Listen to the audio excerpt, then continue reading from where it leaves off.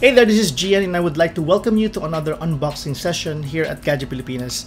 And today we're unboxing the newest addition to ASUS lineup of battery-focused ZenFone Max series and the follow-up to the very successful ZenFone Max Pro M1, the ZenFone Max Pro M2.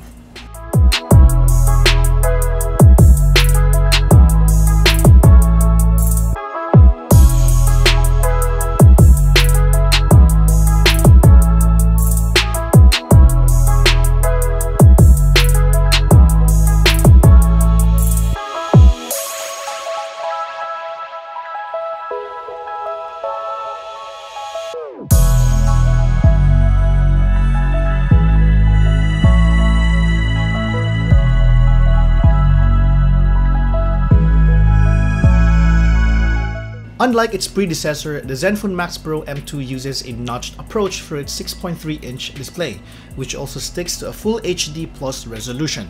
I've always loved the screens on ZenFones for their liveliness, and happily, this one follows through.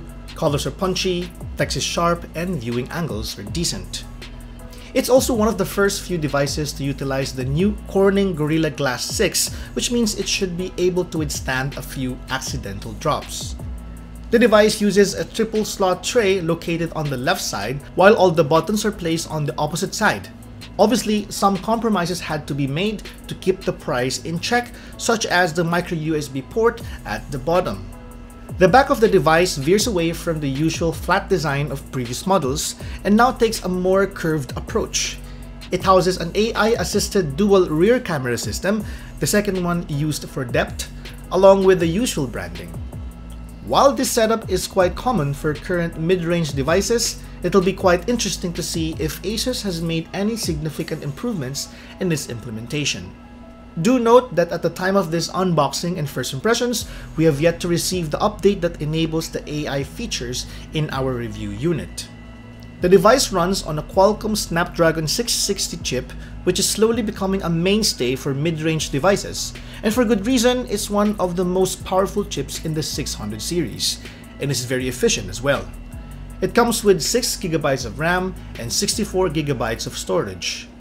Like its predecessor, the ZenFone Max Pro M2 doesn't have Zen UI installed and runs on stock Android 8.1 and doesn't come with bloatware. Of course, that also means you'll miss out a few features, but you do get better performance in general.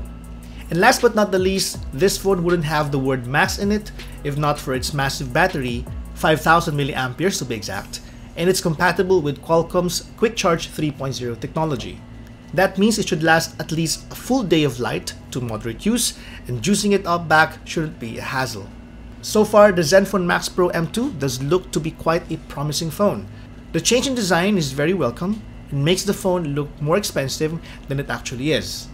The processor upgrade to a Snapdragon 660 from 636 alone is enough to get us interested in how it will fare in real-world usage. The phone is set to be available in stores this December 15, 2018. So there you have it, folks, our unboxing and first impressions of the ASUS ZenFone Max Pro M2. Do stay tuned to Gadget Pilipinas for our full review. Until next time, this is Gian, and thank you for watching.